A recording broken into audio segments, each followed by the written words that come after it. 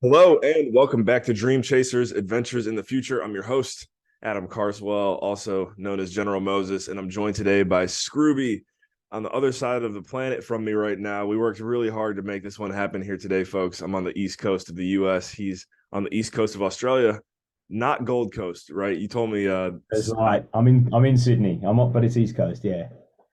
I'm happy you're in Sydney because I'm looking at this is my first track out, and if I remember correctly, you've been putting some music out for a while now, so I'm looking Yeah. forward to hearing about that. But um, one of my top listener bases according to Spotify is Sydney. I'm like, okay, that's Oh, cool. really? Yeah, That's yeah. just me. That's just me listening to you on loop. We'll take it. We'll take it. Wow, that's great. So yeah, happy to have you here, man. And Yeah, ready thanks to for dive having me. into your track, Indiana. And I want to, yeah, just figure out where all of the inspiration came from there, how you got connected with Toolroom, all that good stuff. So, on that note, just tell us like how did you first discover just the label, the Toolroom Records or Toolroom Records? Wow, it goes back quite a while. So I've been DJing for I think 24 years. Been into the music Wow. scene. Been into it for a long time. I'm older than I look. I was gonna say 24. There's So a you've been four at the DJing since beginning. you were That's five? yeah. So I hit 42 last weekend. So Wow. yeah, getting on. First time I came across Toolroom, I'd heard of them for years, but we used to have a festival in my hometown back in the UK. So I'm originally from the UK. Oh wow, okay. So there was a festival called Global Gathering. It was 10 minutes from my home. And yeah, we went there. And there was the Toolroom stage on the Friday, and my friends dragged me to that. I'm pretty sure we saw Mark Knight, D. Ramirez. Obviously, Downpipe was played. So then, yeah, so that was quite a few years ago. It was before I'd moved to Australia. So it was well over 15 years ago. Wow. Uh, yeah, and then obviously been DJing for a while, moved to Australia, did the usual thing of I need to, I guess, fire up my music career, and I thought producing was the way to go. So spent many years trying to learn and using different websites and different online training, and didn't make a lot of progress. And I think it was prior to COVID, and I was DJing, playing a lot of tour room. I love Mark Knight stuff, love everything coming out of the label, and I just made the decision to invest in myself. So got chatting to, I think it was Miles Shackleton, and he said, "Oh yeah, we've got this new course which is Creativity Unlocked." So I signed up to the first one. I think that was TA 006, and Wow. then yeah, so 3 years ago, maybe something like that.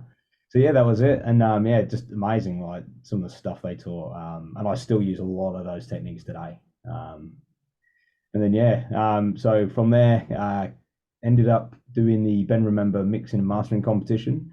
Won a place on the Club Ready course, the first one there. And then obviously, as we were chatting just prior, like there was the Cruisy Tool Room comp. So yeah, it's been a long journey. And yeah, it's not easy. And I think yeah, it's just having to be patient is probably the hardest thing. Yeah, yeah. Now you're making me feel like I got to dig deeper while we're on the interview because I knew you've been putting in some work before Indiana came out. Yeah. But you said it started, you found Tool Room 15 years ago. You've been DJing for almost 25. Yeah. Since since you were 5 years old, basically is when you started. Something like that. Yeah. But yeah, I mean, so there was a gap there where you didn't know what Tool Room was, and just tell us. I mean, what did your life look like as a DJ and a producer then? Were you a producer at that time, or was it just the DJ stuff? I think I started DJing maybe 8 years ago. So sorry, producing 8 years ago. Been Oh, okay. DJing for a while. So yeah, sorry, my production didn't start. I hit Australia, and I think it was really, yeah, just trying to find a new way to get your foot in the door with promoters and the clubs. And I thought, as a lot of people do, oh, I need to start producing. So it's kind of where I started, and yeah, spent many years trying to learn online and using courses like Fader Pro and Sonic Academy and things like that. Sydney's actually got a live school, so I did some training there, but it was quite generic. And then yeah, so yeah, about 3 years ago, obviously following Toolroom, I was aware of the academy, and then just decided to jump on in. And now we got to talk about this competition that you won recently, a remix Yeah. of one of Cruzy's tracks. I, I don't know if I saw it. Are you allowed to say what track it was remixed? Yeah, it was actually the Cruisy tribal tech or whatever it was called, the course, on demand course. And I was having a bit of a flat spot in my production. I was taking a break from DJing like this year, and I felt like I needed some fresh inspiration. Part of the course was you got an opportunity to do a remix comp, and I don't normally do remix comps. I've done them in the past, and I found you just kind of I always feel like they don't go anywhere, and you make a track that you love, and it never gets released. But this time I thought, well, I released a track called You Know with Toolroom on the Leaders. I think a Right. year and a half. You've been on a I saw the last compilation as well. Yeah. Yeah, yeah. So I've been on Leaders twice, and then obviously Indiana. Oh, sorry, Cruisy one is a different one. Yeah. Um, so I just thought, you know what, I'm going to give it a go. The course was really good. Like I really love tribal tech, like Latin stuff, and yeah. So I watched that, learned a few things. What I really liked is his arrangement technique really follows the same process I do anyway. So I really connected well with it. So off the back of that, got the stems, which was the what became then Salem. I don't even know how it's pronounced because actually Danny helped me name it. I was like, I don't know what to call it, Danny. And it's Danny over in the room, and he goes, "Oh yeah, call it Salem." So yeah, it was originally going to be a remix, but Cruzy decided to change his sound, and he didn't really want to go down that Latin tribal sort of thing. And then you notice he's gone probably a little bit sort of deeper tech in his sound at the moment. So Yeah. yeah, we agreed that it'd go out as an original. Yeah, so that was on the was it the Congrats to Ibiza? you, man. So is it going out as an original Yeah, independent release? yeah, it's actually so it was released a couple of months ago. It was on the Ibiza 2023 Volume 2. Okay, that's maybe how I missed it then. Yeah, didn't do your research, mate. I'm upset. Yeah, so it kind of yeah, I it did. probably listened to it. Oh yes, there we go. Yeah, yeah. Um, but yeah, so that was it. Yeah, did the remix. Yeah, Cruzy didn't want his name on it. He was like, I'm going for a different sound, which is fine. I was a little bit dying inside and heartbroken because I was like, I really wanted my name next to his Oh on sure. Beatport. But yeah, so that one came out, and then it was about a month later we did the leaders release with Indiana. So Indiana was literally taking what I'd learned from the course and just throwing it into a track. Yeah, hence the sound, that very Latin Well, sort Indiana of. is and just listening to it again before we went live here, it's got so many elements that personally I love and try to bring out a little bit in my vibe as well. And so to me, it was interesting how the compilation was laid out. Yeah. I mean, coming in high energy, tribal, straight to the face. I mean, and you did a great job, just like Shan and Emma Claire, who we had on the show. It's just like, as soon as you hit play, you're just like, wow, I'm in the jungle. Like, let's go, you know. Um, Yeah, so much energy. The whole album really, really good. Like, obviously we got sent a copy just prior to it coming out, and I was having a little listen. I was on a long drive, and I was going through, and I was just like, every one of these tracks is epic. There's not one track where you're like, oh, but no, it's just banger after banger, and it's great to know that it's all come out of the academy. right. And I don't know if this is my first time going through this experience. So like he's sending us like the stats and everything, how everything's performing. Yeah, And if I remember correctly, I think our tracks were like some of the, especially initially, some of the most I downloaded by think like yours was number. I think yours was number one from I'm trying to memory. play it down. I'm trying to play it down. Yeah. Yeah, no, you were number one, and I was number two, but by a fair distance as well. Yeah, but that's the thing is like you're number two, so there's something in the air right now on that vibe, Mm. and especially with what you're doing. And it's funny. Apologies for not doing my full research. I guarantee if I go back and I listen to your track, I'm just winding you up, mate.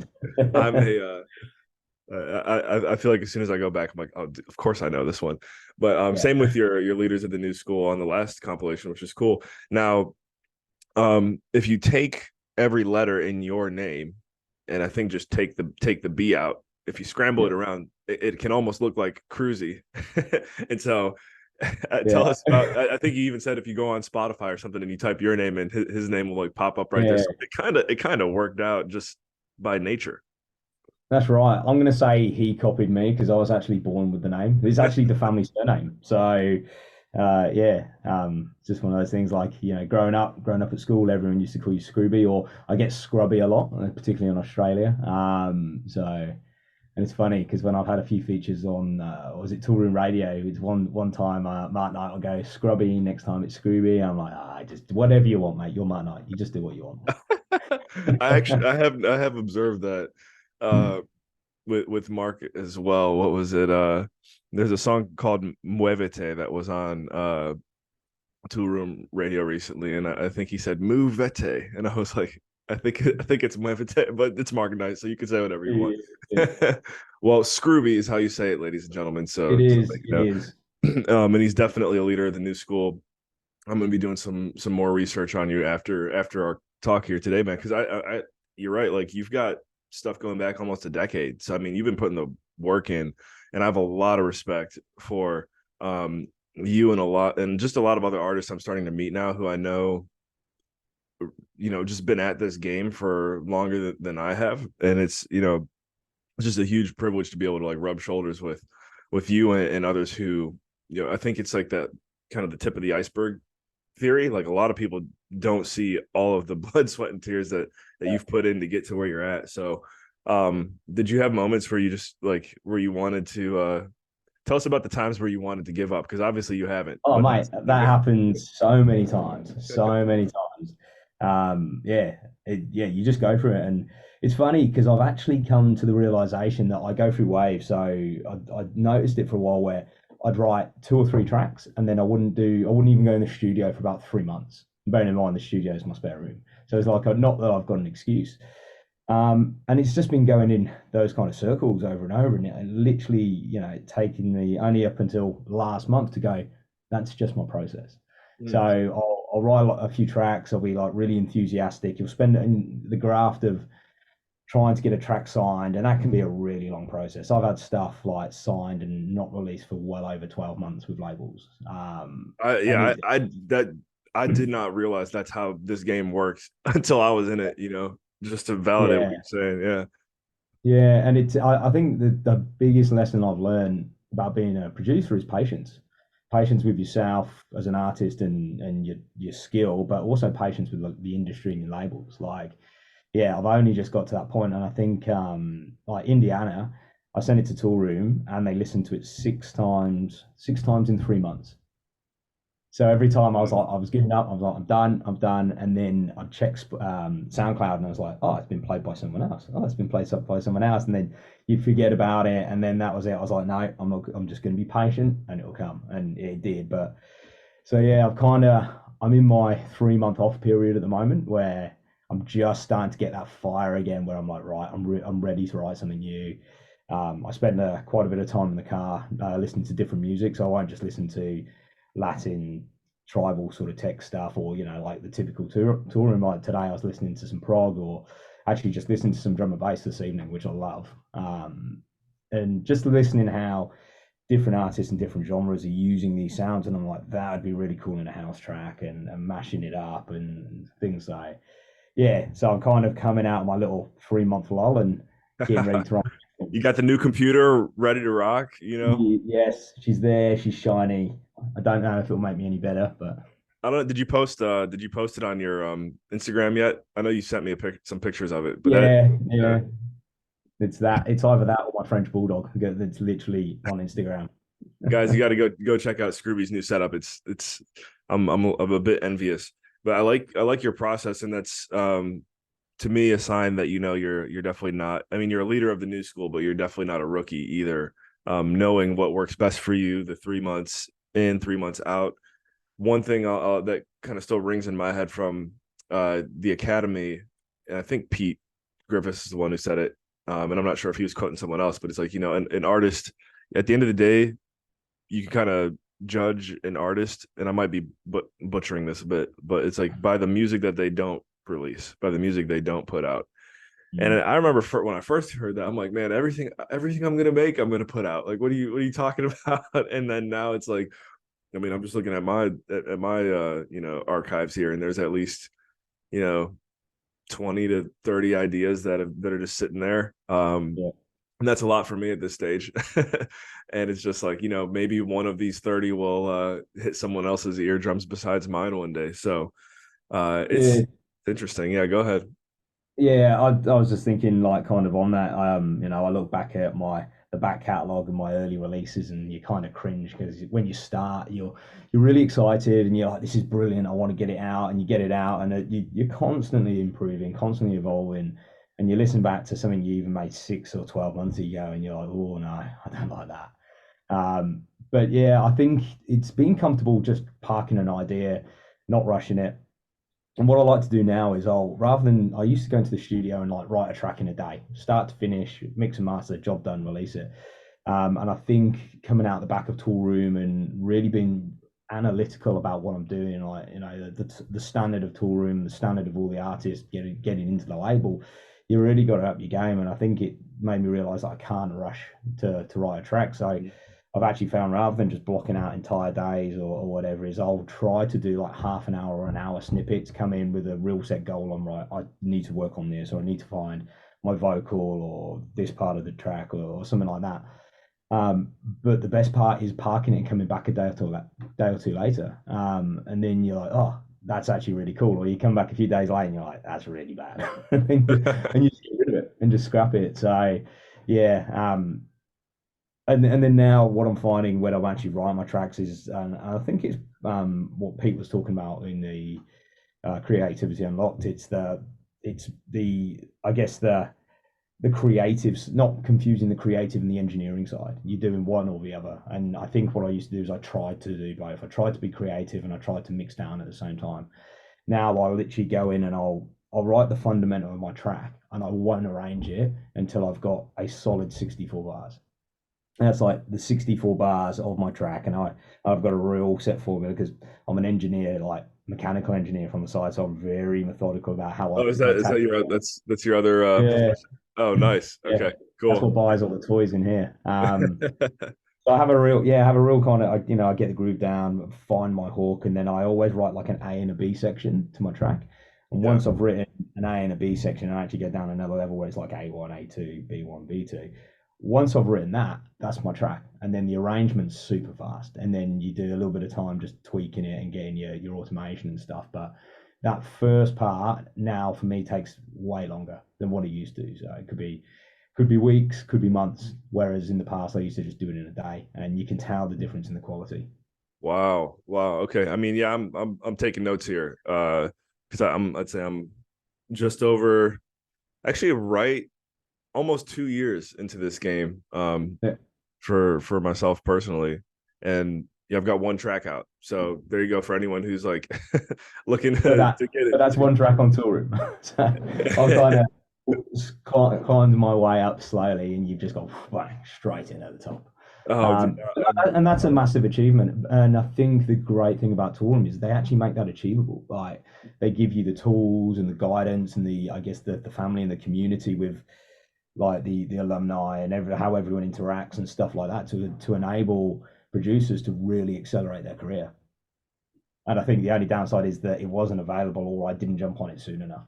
right, right. Yeah, I think so you mentioned something there that I would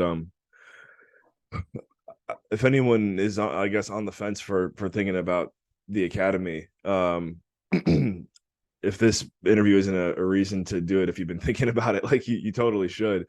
Because you Yeah. said something there that I also need to remember. I need to cherish and not take lightly as well as being able to have my first track here. It's just like, I've met a lot of people similar to yourself now that have just been putting in the work. I'm like, dang, okay.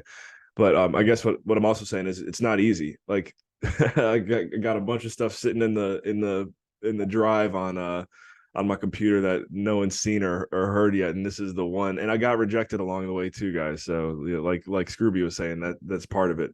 Um, where do you where's your favorite show that you've played? And then tell us about your dream set. Where's that going to be at? Um, so yeah, I used to play a lot in the UK, smaller bars, smaller clubs. I'm from the Midlands, went to Bristol. So I played a little bit down there. I guess the DJing really didn't take off till I moved to Australia, and mainly Sydney. So we've got like a really good underground scene here, a lot of boat parties. You get to the point where you're like, I can't do any more boats.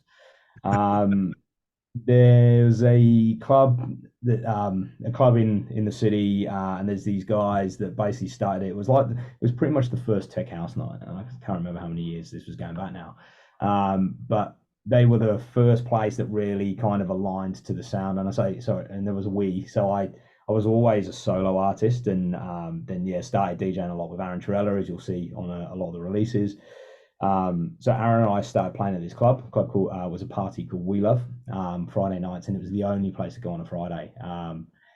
And we played quite a few events around Sydney, quite a lot of the big ones. We used to do Space New Year's Day every year, which was just bonkers. We've hosted rooms with about 600 people.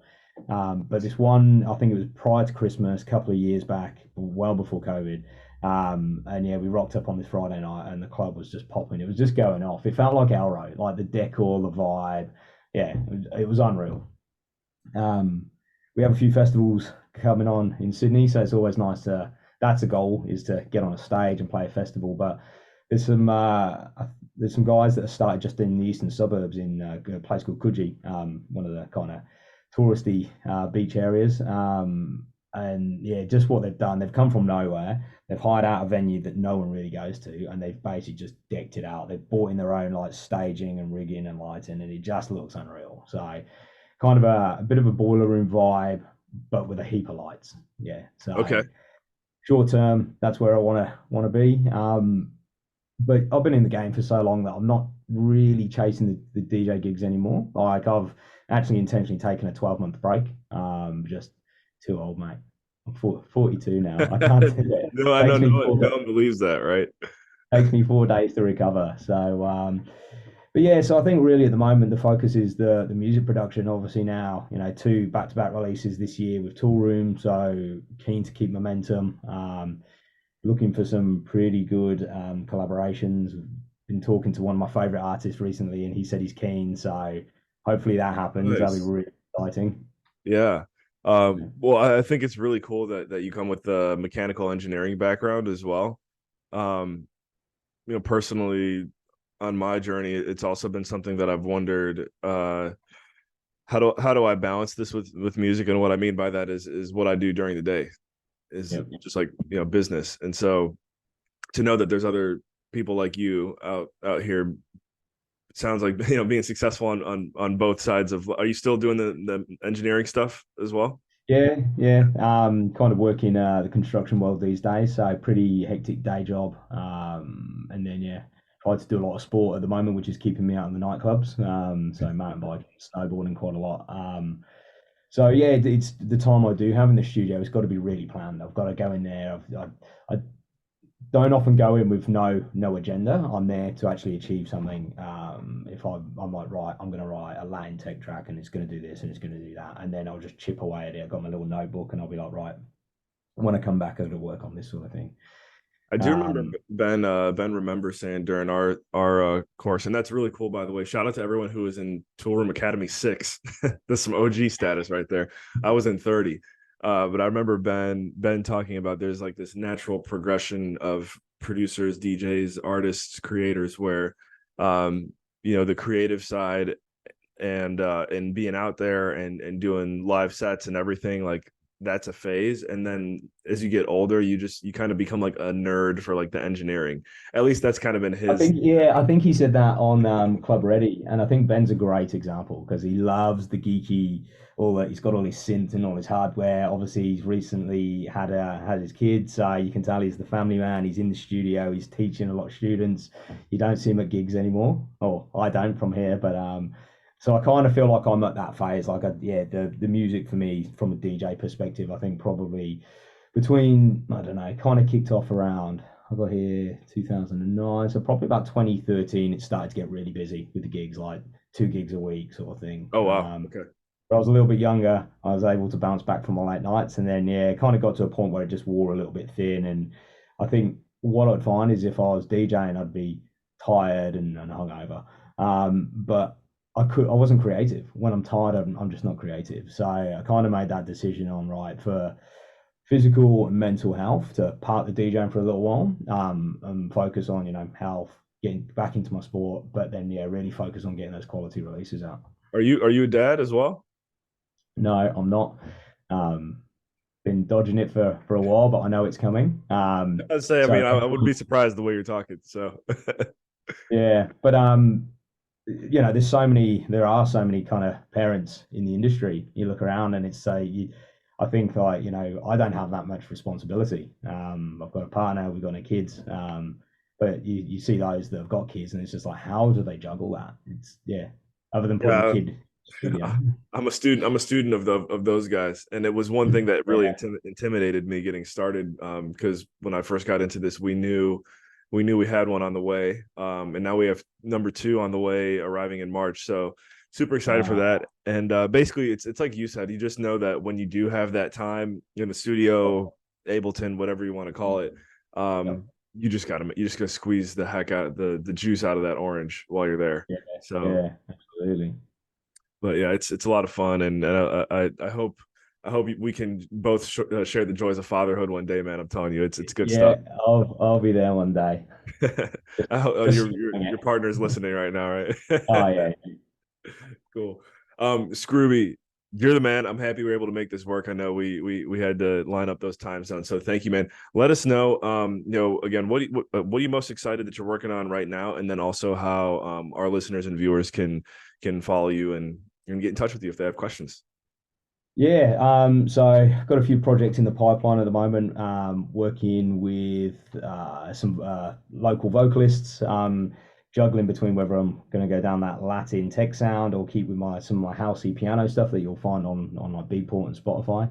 So yeah, a few projects in the pipeline. Like I said, there's a really exciting collaboration I'm hoping comes off, because that will be massive. Keep going tribal. Yeah, Keep going tribal. yeah, yeah. Maybe a couple of pianos in there. The next couple Tribal will be piano. very There you fun. go. Yeah. So yeah, but like I said, everything's on Spotify and Beatport. So just look up Scruby Music on socials, and then yeah, just Scruby on Spotify and Beatport. Love it, man. Love it. And you said do you teach as well? Yeah, got a few guys that I've been doing one-to-one sessions with. They can either come to the studio or we do Zoom and stuff like that. So Okay. Yeah. Yeah. I mean, that is valuable. So again, if you're tuned in, if you're a younger producer, and from what I can see, it's pretty easy to endorse Scrooby. So think about hitting him up, do it. I've learned a lot from you today, man. Thank you for thanks, investing mate. your most valuable resource with us, your time. Thank you. Thanks for having me. Absolutely. Guys, Scrooby, go listen to Indiana and all of his other tracks that obviously I listened to before we hit record today. We'll catch you in the next episode. Remember, in all you think, say, and do, take it to the next level.